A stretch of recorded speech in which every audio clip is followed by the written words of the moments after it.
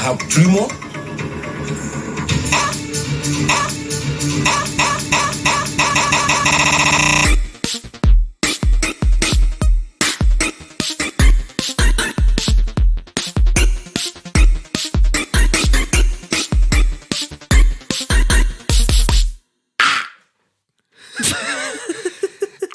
It's not one of the birds outside the cabine.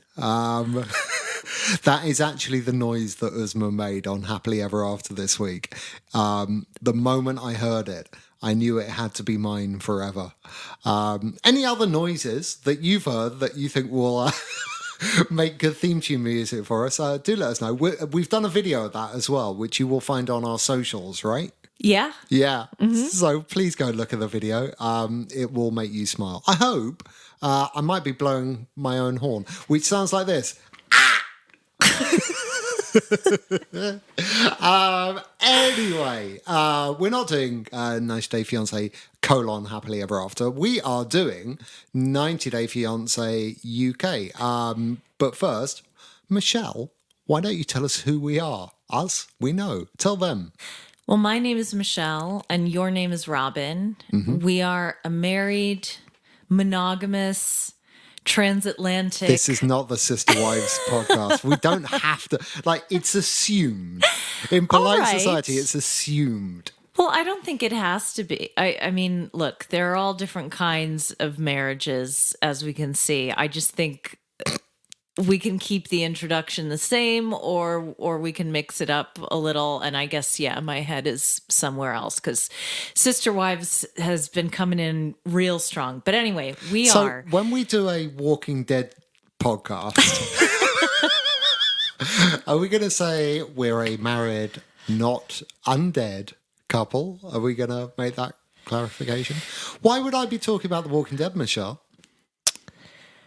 Well, I just want to say that it's very clear that there is a favorite out of the two of us. That favorite happens to be you because there are several pieces of correspondence that I was in receipt of last week after we set a friendly wager. You set a challenge to the listening millions, saying that you thought that fewer than 5 of them would have seen The Walking Dead up to a particular moment involving a dumpster.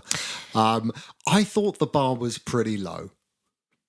That's correct. Turns out the bar was pretty low. It turns out Holly from Twitter says, "Sorry, Michelle, but I've watched every episode of every iteration of the 90 Day franchise and The Walking Dead. Spoilers ahead, everyone, for The Walking Dead if you plan on going back and watching it. Carl's death was the most disappointing because it was completely unnecessary and made no sense." Carl! We also have, is that you imitating a bird or Usman? Yeah, that's me. That's Usman again. Okay, he wants to get in. No, Usman, you can't. This is from Laurie. Not the Laurie from The Walking Dead who came back as a ghost in Rick's head. No, not and spelled differently even. I think that Laurie was spelled Lauri. I think it was Lori. I might be wrong. Really? Don't really matter. I'm she not was sure. Dead annoying. She was quite good on Prison Break, that actor. What's her name? Are you kidding? No, she was terrible on Prison Break, wasn't she? I'm just saying the character Laurie Grimes had phenomenal taste in dick. We're back to Bernthal, aren't we? Because ears you could hang on to all night. Not being funny, but if I had a hall pass and he were so inclined, which he probably wouldn't be. Who would? Given the state of me, but hey now. Anyway, not Laurie Grimes, the fictional character, writes, "Been watching The Walking Dead since day one. Please cover it. We have actually been to Sonoya where they filmed multiple times. We can answer questions, and I've sent you the picture of the trophy that we won because of Walking Dead trivia. Please talk about this. Count me as one of the 5 that you requested. So not only did we get significantly more than 5 people who watch both 90 Day Things and The Walking Dead, it would appear that we have the most die-hard Walking Dead fans in the entire world. We really, really did. This one came via. There were so many, and sadly I can't read them all. But we got one from someone who has watched every moment of The Walking Dead to the dumpster and beyond, and they actually world beyond. They actually teach a course in zombie literature and media at their university. And this is a twofer here. Diane is a 69-year-old woman who watches The Walking Dead. There you go. So not only does she listen to podcasts, she says, I was fucking delighted when that dumb Rick finally took a final dirt nap. She even went as Carol to Comic-Con. Wow. For a few years. Of course, that dumb Rick didn't really take a final nap at all, and will be returning, spoilers for The Walking Dead, which hasn't aired yet, in a new show with Michonne. Because Denai Guerrero obviously isn't making enough money from Marvel. She says, P.S. Shit on Ibsen, Robin, but don't come for Ionesco. Ooh, I don't know what that is, and I feel real dumb. I feel dumb, too. Should I Google it? Yeah, we'll just leave this rolling while you Google something. That's fine. Other people do it all the time. Yeah, that's true. I will fill in by saying it's a very weird way to start this podcast, but I think you all enjoyed that challenge. And Michelle's, we never decided, like, if she won that wager, then we were going to take, like, ballroom dancing lessons. Her penalty for failing in that wager is that we are seriously contemplating podcasting the final ever episode of The Walking Dead. So stay tuned. That may be the price she has to pay. Yeah, I might have to sit through that. But it's okay because probably only the characters that I hate will still be alive from the time that I stopped watching. So it'll be all right. Yeah, you won't know who anyone is at this point. Oh, anyway, thanks for that, everyone. But Johnny B might make a reappearance. He did make a reappearance in the episode where Rick didn't actually die. As a ghost. No, it's a sort of weird, as like an inspirational vision in Rick's head, sort of trying to get him to keep going. Yeah. Okay. Yeah. Was he like, please keep going? I'm fucking your wife. Yeah.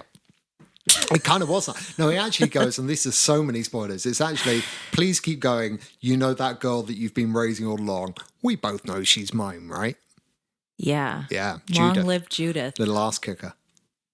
This has gone off. Honestly, it takes two to tangent and all that, but this is a long way in. But that's all right. That's how we roll. Eugene Ionesco was a Romanian French playwright. Oh, right. Fine. So I definitely didn't come for him, or indeed Eugene from The Walking Dead. Right, that's enough of that nonsense. I'm taking my coat off. Do you mind a few noises off mic? The weather's turned here in Blighty. If you remember, just a few short weeks ago, It was too hot. there were rivers of lava. We've now been plunged north of the wall weather-wise, and except I was expecting it to be really cold out here, and it's really hot. That's not interesting at all, is it? No. No. Afraid not. No. Have we got any other housekeeping to do? Now we are one episode away from the 90 Day Fiance UK finale, which means Possibly, not that we know that there's 12 episodes, because we definitely don't know that. right, which means that there is still a chance for you to write a review on your platform of choice, the ones that make us laugh, cry, Aroused. will get a tote bag made by yours truly. Now, we've narrowed that, what the tote bags will feature, down to 3 things. Is that right?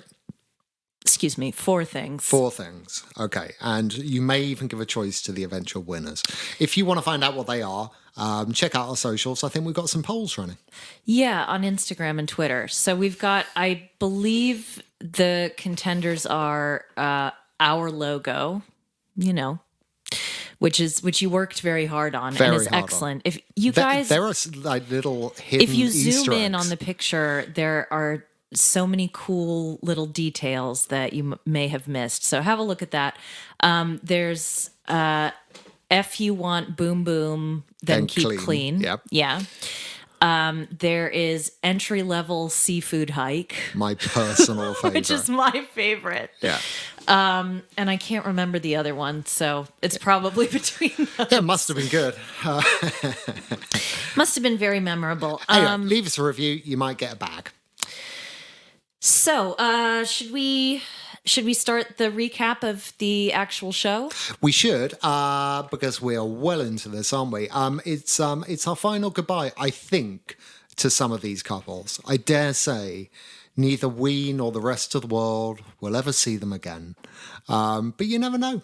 You never know. They might come back. They might not. But I think this might be the curtain close for a couple of them. Yeah, possibly. I can't see them putting a button on another button, Yeah. Congrats to Caleb and Marvin, by the way, on their engagement. Yeah. Yeah, we were delighted. I think we went out on a bit of a limb, didn't we, last week, saying that let's not confuse an engagement with a marriage, and it is entirely reasonable for them to get engaged at this point. And we were delighted to see them do it.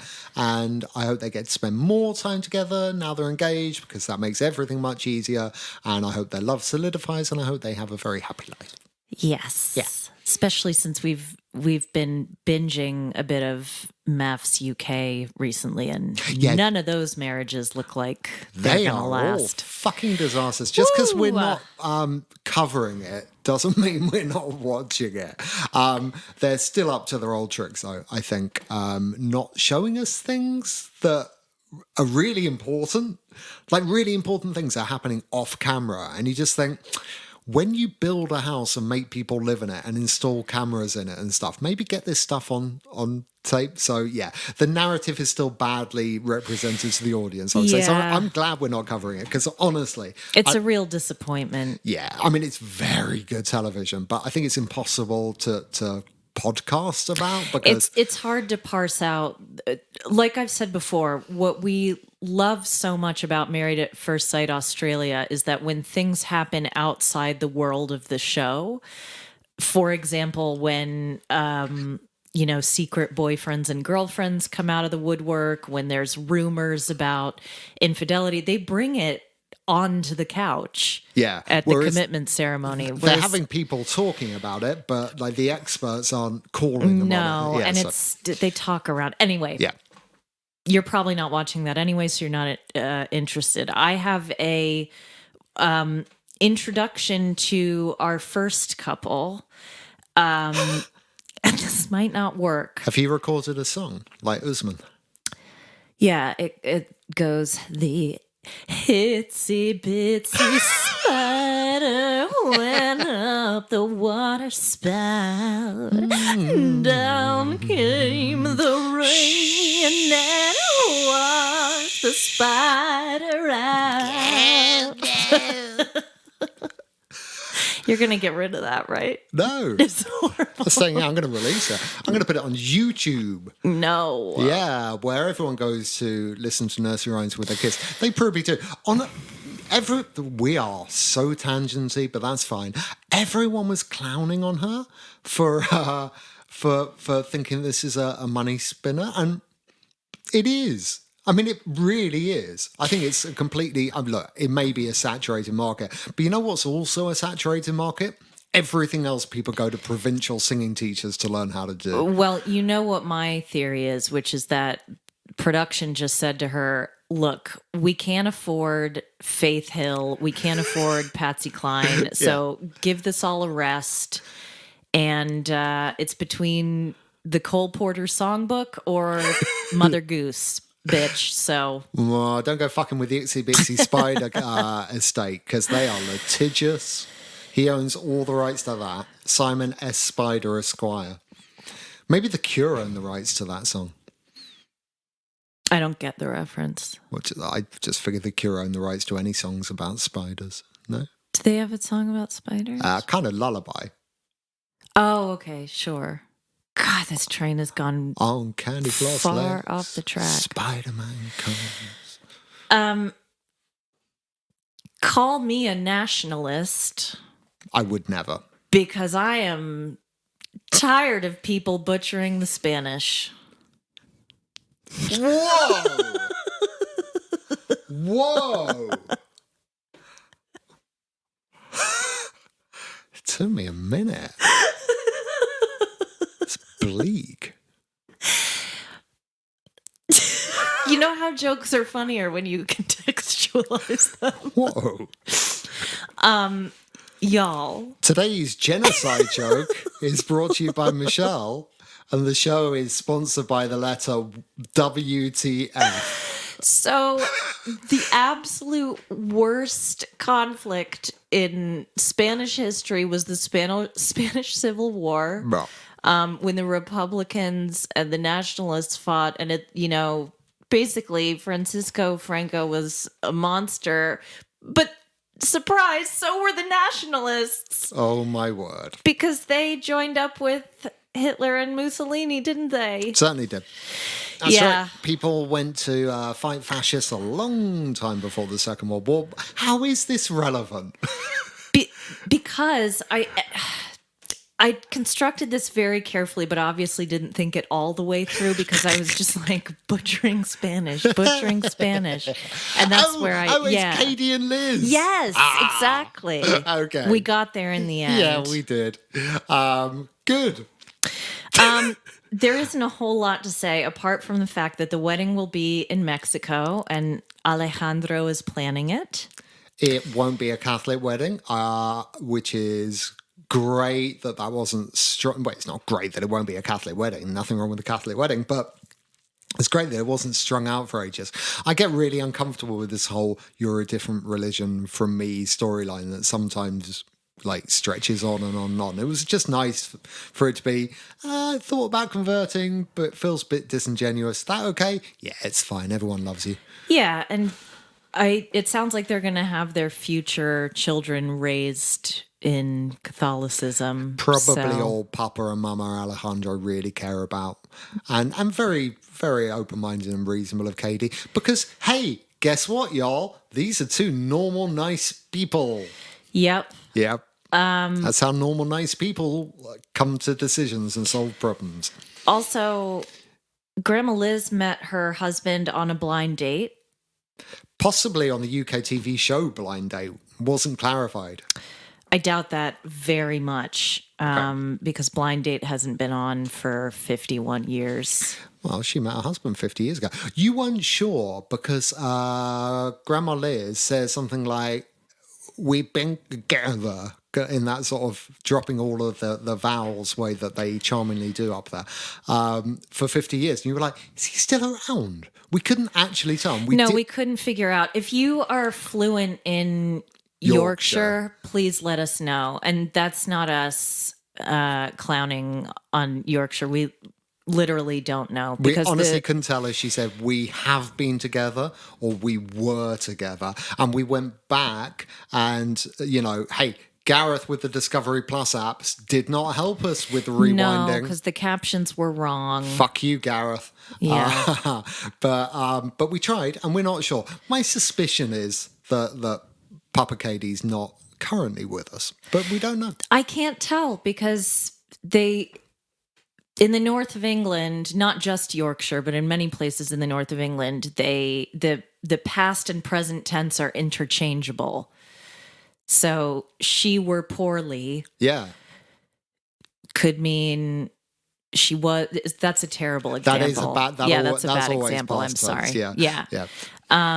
Don't worry about it. People use the present tense when they mean the past tense. Yeah. But people do that everywhere. So he's walking down the street and a piano falls on his head. It's past tense, but present tense. The English language is a flipping nightmare. For anyone that isn't native, it's such a hard language. You can just change shit and break all the rules, and it's fine. Yeah, I think I have heard that Russian is the only other language that's as difficult to learn as English. Prussian. Yeah. Yeah. That's an in-joke. We'll let you in on it one day. That's an in-joke just for us. Prussia!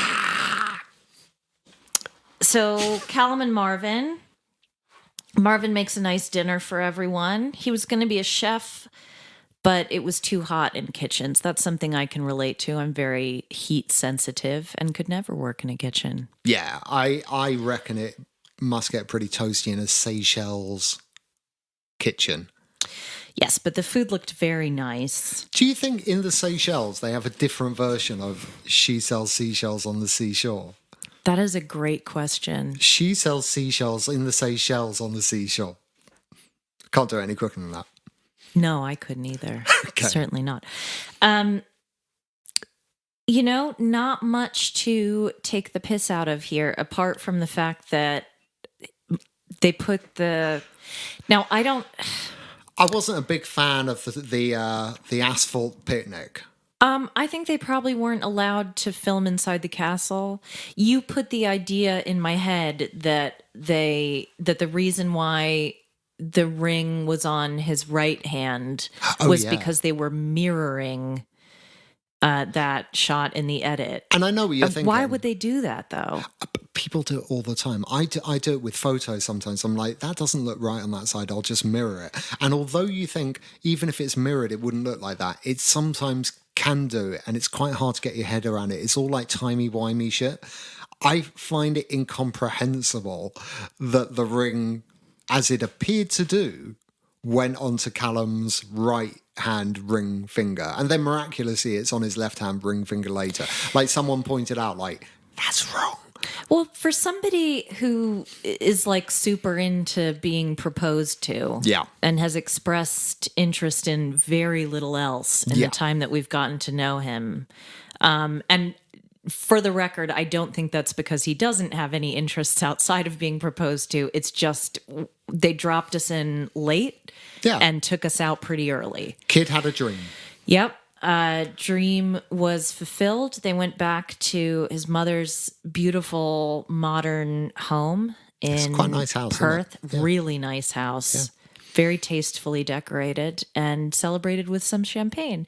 She's still got her reservations, but again, I think, as you have said many times, this is really about allowing them more time together. Yeah, everyone who's like, it needs more time. Well, this is how they get more time, motherfuckers. Leave them alone. Exactly. So congratulations to them. If you're listening, Callum, we think you're a lovely young man, and we think your boo is a lovely young man too. And we really wish them the best. I don't know if we'll see him again. I think that's it for this season. Right. I think so too. I'd also like to mention them. We did a poll on Twitter and Instagram, and Callum and Marvin tied with Katie and Alejandro for who would you most want to plan your wedding. Yes. So have a think, guys. People might want you to plan their weddings. If I could have anyone, if we were going to get married again, and I could have anyone plan my wedding, I think I'd have Brittany from Life After Lockup. Which Brittany? The one with Ray. Okay. Because her ideas are just spectacular. That instead of flowers, the bridesmaid should carry candles. Because there's no better idea than giving children fire to walk down an aisle with. I don't think she's going to have children at her wedding. Oh, you think it'll be full-grown bridesmaids? Yeah. But she had little security guards for the ring bearers. Oh, God. Please, let's not talk about that. I get hives thinking about how tacky people's weddings are. And we really want to talk about tacky gender reveal wedding cake. Yeah. Ugh. Ugh. I mean, that show is dark, but that took it to new depths. Yeah, it did.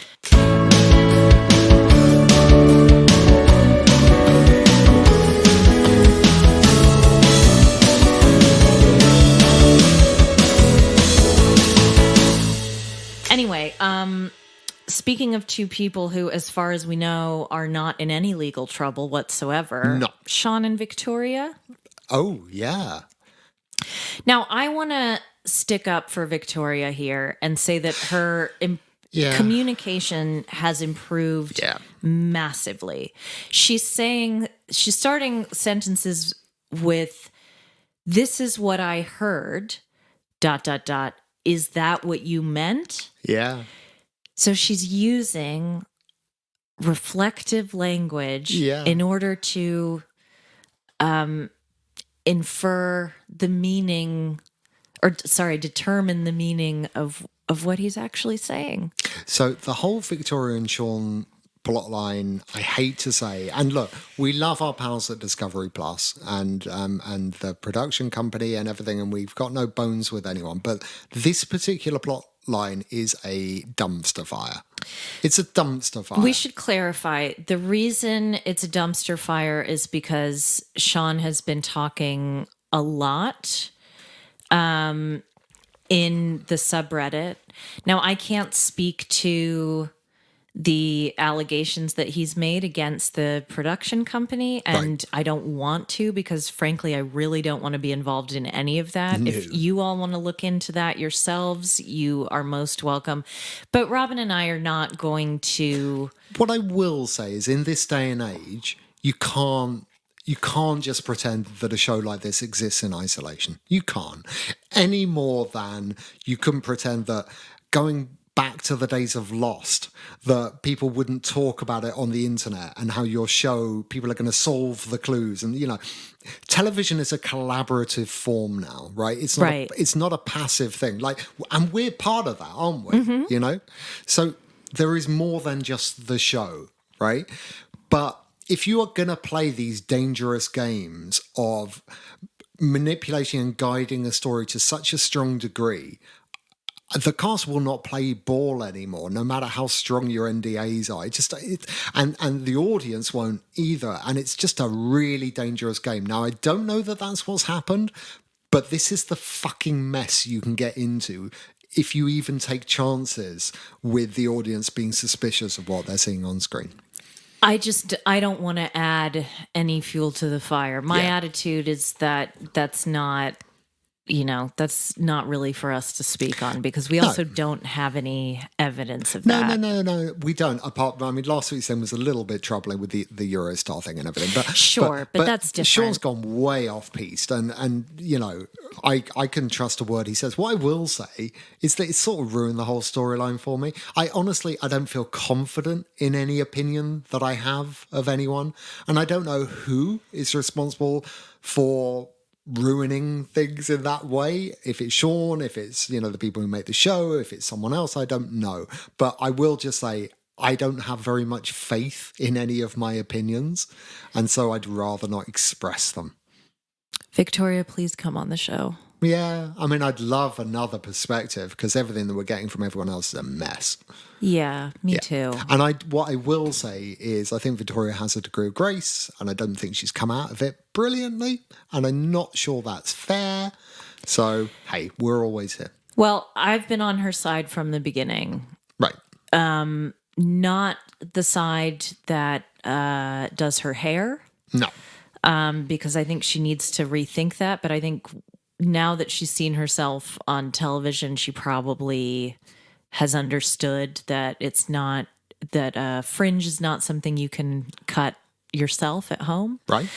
I'm not a fan of her nervous laugh at the end of sentences, which I feel is a bit passive aggressive and shuts down conversation.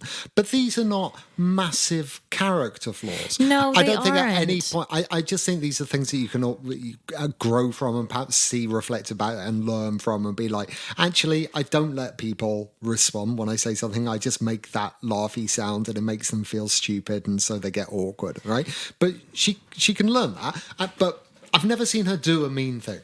I'd like to go on the record as saying that. I've never seen Victoria be mean or nasty. That's right. Right? All I've seen is a woman who wants a successful relationship. Yeah? Yes. And has given a lot.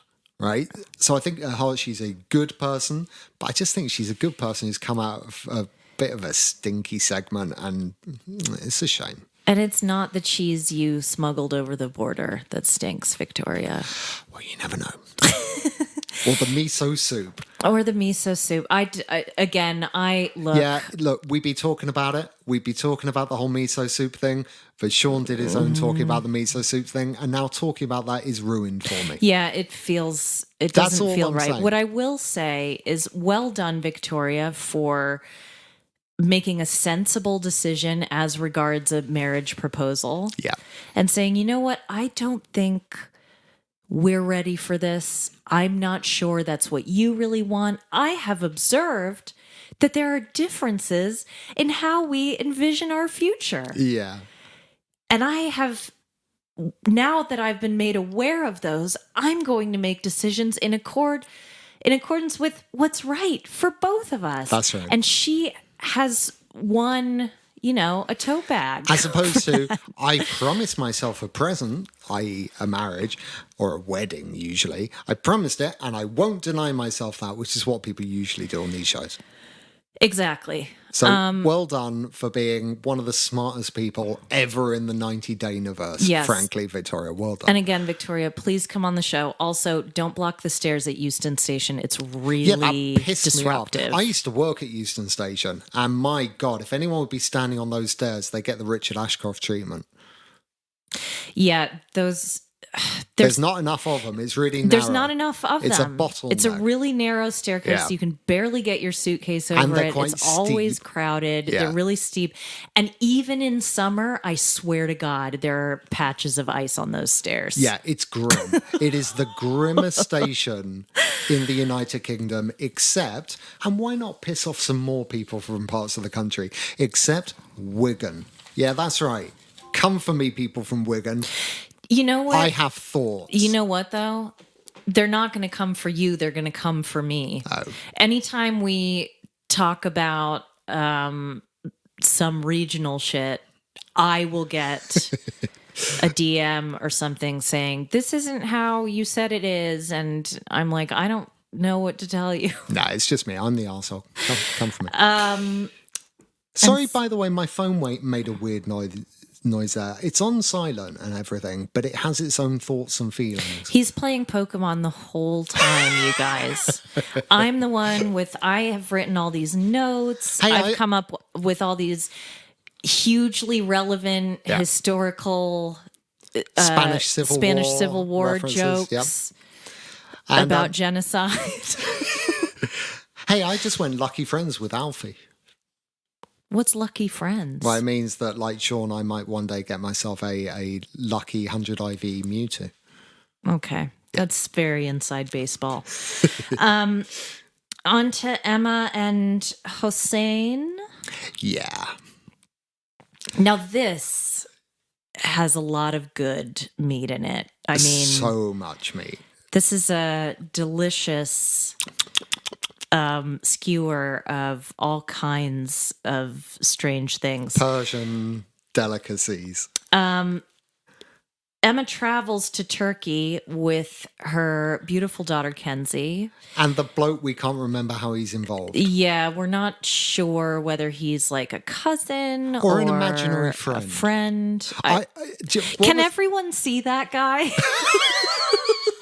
What was the old cartoon, older than me? I think it was like a 60s thing. And there was like a sort of quite a fluffy alien sort of guy who would sort of be buzzing around. and the characters would talk, and he was from like space, but he wasn't really there. Was that on the Jetsons? It's and like it was like the little green maybe Martian it was a guy? spin-off of the Jetsons. Yeah. Was it? Yeah. I sort of vaguely remember that. I think he is an imaginary friend, and I think this is all a mass delusion. I don't think I've ever heard him talk. He might have talked right back at the beginning when we first met him, but he's just always there. Yeah, he's around, and maybe it's He might weird. be Kenzie's emotional support. Speaking companion. of emotional support, I have to share this story. I was walking the dogs today, and this girl who was, about 10 years old or under came up and, said, "Oh, can I pet the dogs?" And I said, "Yeah."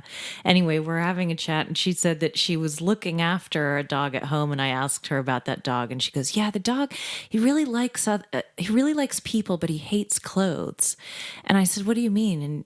And she's like, "Well, he picks it up and just rips them off." And I was like, "Oh, really?" And she goes, "Yeah, he ripped my dad's pants off. Bye." And then she just ran away. Now, we should clarify for our transatlantic friends. Right. Pants does means not mean underwear. pants. Yeah. Pants is your skin piece. Anyway, I thought that was utterly charming. It's the brevity, isn't it, with It kids? is. They know exactly that they're the not comedic timing with children. It's the timing, and also they know bizarrely. Maybe girls are different because we have a boy. Girls seem to know when to end the conversation. Alfie doesn't know when to Alfie end does any not know conversation. when to. A jitterbug. Yeah, he is a chitterbug. The jitterbug. Oh man. The jitterbug. Anyway, Emma's traveling to Turkey in her yellow cowards. I don't remember the context of this quote, but I have written down, "Go run down the street naked and slap someone in the face with your penis." Yeah, I don't remember the context for that Now either. I remember. It was, she said, Hussein does whatever his mom wants him to. I doubt his mum wants him to do that. I don't think his mother We've not wants met him her. to do that at all. We've not met her. He's blowing up his mum's phone, though, isn't he? Well, isn't his mom that he's calling? Oh, do you think it's his handsome friend? I wish I could. Can you tell me where the gym is and whether there'll be any attractive gentlemen in there? I never want to label anyone or make assumptions. And I'm not saying that just because sparks don't fly with Emma, Right. that automatically means you're not interested in women in general. No, and neither of us are the official owners of any kind of DAR, right? Right. Right. We don't have any gifts, No, we certainly don't. but Well, actually, I do have a gift. you do have a gift, don't you? We'll talk about that some other time. My gift, everyone, is that when presented with a photograph of any man, I can readily determine whether he can perform well oral sex wise. He has to be heterosexual. Right. Or at least bisexual and enjoys women. Right. And I can tell you, whether he enjoys it and whether he's any good at it. So by all means, send in pictures of men, fully dressed, please, to our socials, and Michelle will give you a reading. No, I charge for that. Yeah. Oh, I didn't say for free. Before Yeah. you swipe right, swipe that picture over to @BlightyDay, and we'll let you know whether it's worth your time. I might do it every now and then, but it's like, look, much like our friend Jake Anthony, aka Poodle of Reality Gaze, this is not a gift that I asked for. Oh no. This was bestowed upon me. It's a curse, really. Yeah. Do you think I want to know about Chaz from Love After Lockup? Oh, I'm sure he is deeply committed. He's terrible. Oh yeah, he's terrible, but he won't stop. It's so, ugh. Look, nobody wants It's a to curse. think about it. Honestly, it's a curse. It really is. It's like being Carrie, really, isn't it? Yeah, or like that lady who could see ghosts and they would like tell her how they died. Yeah. Can you guys tell it's getting late? Anyway, Anyway, we're all on a lovely holiday in Turkey. yes. Yay, us. Emma speaks to him Oh, in an accent that I don't want to repeat. This is that's the temptation. The temptation is for one of us to do that, right? so. But I feel it could be a crime to do. I don't know. I have absolutely no desire to do that. And listen, on a slightly serious note, I used to think that the 90-Day Multiverse was really a show about radical feminism because every heterosexual man to appear on this show, almost without exception, has been pretty awful. Yeah. There are, Yeah, it's like I true. said, of course, there's exceptions over the years, but it's Even the at ones you root least- for are still kind of dickheads. It's at least 80-20. Yeah. You know? There's never, I can't think, has there been a single perfectly reasonable man ever on any of the shows? I'm sure there has been, but I can't think of any at the moment. Who's the one with Cara, the Oh, central... Guillermo. Guillermo. Yeah. I don't think I have any problems No, at all I with like Guillermo. Guillermo. But he is rare in that regard. Yeah, very much so. And he's not American. Right. I'm trying to think if there are any American. Well, you didn't say that. You were just saying that... Yeah, Yeah. okay. But so I used to think that it was sort of a radically feminist show on the sly because Right. it was about showing up all these entitled, creeps who are trying to hoodwink these naive women. yes, Yeah. yes, exactly. Yeah. But now I'm kind of reaching critical mass when it comes to like the Kimbalis and the Angelas of this world. The And I'm freak show women that are... Yeah. But that's what this is. No, I'm not calling women freaks. I'm saying that they are looking for people that are so odd or unpleasant. But it's always one or the other. Then you get the Cadies, Yeah. And that's what's been so fucking refreshing about I this season, or at know. least it started off that way. That there were just, and I think Bridie and Host, I mean, God, I miss them. But Yeah, of she's a course. little bit crazed, but relatable. yeah. Emma's not relatable. No, this Kenzie is relatable. Her daughter. Kenzie sits Hussein down and has a more mature conversation Yeah. with her than her mother does Yeah. at any point. I really like her. I like her too. I'm just sad that we have another parentified child. Yeah. I'm never comfortable with and some people weren't ultra comfortable with the way that she greeted Hussein. I didn't really see anything sinister in that. Because she hugs him. She jumps up and gives him a big hug. I thought it was adorable. Can we just let children be children? Yeah, I If really you don't think it's there was anything sexualized, then that's sinister very, there. very much your problem. So Emma and Hussein go out for dinner and she's talking in her weird like cartoon villain voice about not like I'm What trying was it? to We had a get to little what list, it is. It's slightly Arnold Schwarzenegger-y. It's slightly Dexter from Dexter's Yeah, Lab. there's bits of Boris and Natasha from Rocky and Bullwinkle. Again, There's some Dracula. yeah, but but like more like Count Chocula than Yeah. Dracula. It is. There's some Borat. Yes. There's some Phone Jacker.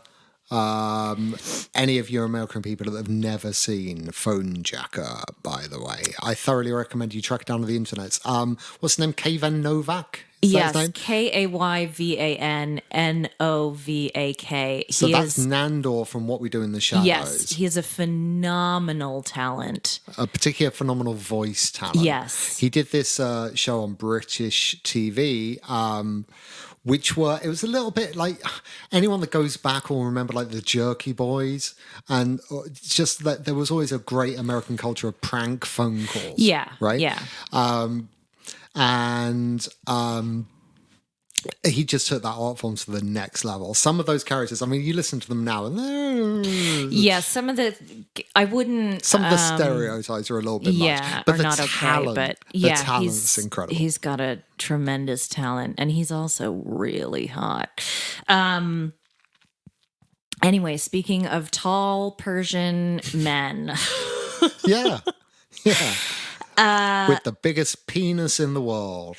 Yeah. Spoiler for episode. Stop 3. it! Don't. No one wants to be spoiled on that. She said she needs. Now, this is where I totally forgot about this. I'm grouping her in with other white exceptionalists, and I ought not to, because I forgot about this moment that has never happened on the American iteration of this series. Ooh, ever. Okay. Which is, Emma says she needs to learn more about his culture. She did say that, didn't she? And not take things personally. Yeah.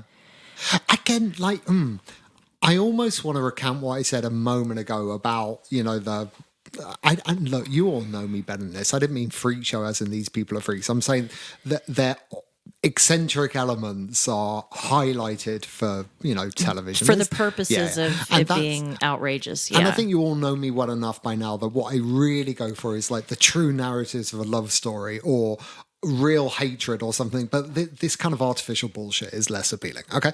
But yes, I sort of take it back, because right from the start, there is a humanity to Emma. She's better than just that. I think she is too. Yeah. And I think she really does want love. And I think that she is deep enough into this delusion that she honestly believes that but it's just something can evolve from this. Things like that are so damn weird. It's awful. It's hard. It's hard to take her both seriously and not as a cartoon character when some of what she does is so cartoonish. I just can't imagine. I just can't imagine Angela, for example, saying, "Let's not raise the specter of that." Okay, well. By the way, I will just say, I think she is the worst of those two terrible people that are currently on our TV. I think she's worse. I have a varied opinion about Angela, because it's hard for me. Now, do I condone the way that she treats Michael? Absolutely not. Not at all. There is nothing acceptable about the way that she treats Michael. I hate watching it. And if it were up to me, we would speed through those segments when we do watch it, because they make me so uncomfortable. It's really unpleasant. But it does come from a place of pain rather than a place of hate. But I sort of don't care. The fact that it's gone this long without any kind of intervention or anyone pulling her up on it is really disappointing to me. Really disappointing. And it's difficult because Skyla, her daughter, will pull her up on, hypocritical behavior, like with social media and things like that. But her perspective is still, in my opinion, a really racist one. Yep. And it's not, regardless of whatever pain you have in your heart, no and I'm sure that she has loads of it, you can't treat people like that. And we have to stop acting as though people are entitled to take their pain out on others and make others suffer because of what they've been through. Yeah, we have to stop normalizing that. I couldn't agree more. We'll cover that show, right? We'll get to it. We'll give you all our opinions on Angela. She just popped up, didn't she? Like a particularly angry Veruca. Let's pop it back down again until another day. Whack-a-mole style. Ow. So the next day, they go to the registry office in Antalya. Is that where they are? Yeah, I think so. Am I saying that right? If you were going to go and visit important civic institutions and you wanted to make a good impression, maybe even fast track your desire to have a wedding on very short notice, any particular thing that you think would really seal that deal, like attire-wise? I would almost certainly dress like the title character in The Orphan. I would definitely have those weird pigtails. Yeah. I would be dressed like a haunted Victorian doll. Yeah. No question. I would wear a pair of sunglasses that looked like the negative image of Bono on stage during the Zoo TV tour. That's what, a pair of white fly sunglasses that make me look like I'd seen a picture of Kurt Cobain once and I thought that perhaps I could be him. What a dickhead. Nope. There are two people who can wear the style. Now, the ones that Hussein was wearing were square. They the were. Kurt Cobain sunglasses are round. And the only two people who can get away with that are him. Harry Styles. Well, Harry Styles can wear anything. And, of course, what's his name? Daniel Levy from Schitt's Creek. Oh, I thought you meant the chairman of Tottenham Hotspur Football Club. He wouldn't look. There's two people laughing right now. Daniel Levy would look terribly though. Yeah, probably. Yeah. I think is his name Daniel Levy? Yeah. Okay. All right. Good. Yeah. I think Evan Dando from the Lemonheads wore those before Kurt did, and no one cares. Does anyone care about Daniel Johnston? Oh, I do. Yeah, I do too. Yeah. That was such a good documentary. Yeah. God bless. Yeah. May he rest. Yeah. May they all rest. Is Evan Dando still alive? Evan Dando's fine. Okay. Glad you're okay, Evan Dando. Shame about Ray. Yeah, so they get bad news from this gentleman, which is that they are backed up. They are chock full of foreigners trying to get married in their fair city. I love that. Think you're special, motherfuckers. Yeah. You think these cameras are going to help you? They are not. Yeah. Stephen with a V was just here. And we have had enough complaints about him. He had a... We're still clearing cats out of the building. We're still clearing cats out of the building. Yeah, we've had enough. He ruined it. Him. He ruined it for everyone. So yeah, we are. Darcy and Stacey blew through here on their way back from Bodrum. Turkey has had enough of the 90-day universe. Yeah, they reject any such suggestions of marriage. Now, here's my suspicion: we've all seen the Hussein on his phone at the wedding, right? Because they chose, I think, even episode 1. Yeah, this season on.